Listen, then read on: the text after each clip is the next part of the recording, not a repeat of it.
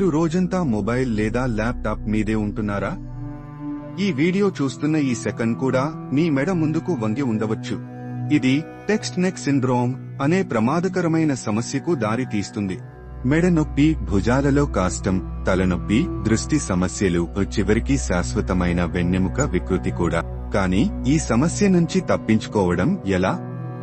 ఈ simple tips follow అండి. 1. 20-20-20 rule. ప్రతి 20 నిమిషాలకు 20 సెకన్ల పాటు 20 అడుగుల దూరంలో ఉన్న వస్తువుని చూడండి. 2. ఫోన్ ని కంటి లెవెల్ పైకి ఎత్తండి, తల క్రిందికి వంచకండి. 3. రోజుకు 5 నిమిషాలు మెడ వ్యాయామాలు చేయండి. ఈ వీడియోని మీ ప్రియమైన వారితో షేర్ చేయండి.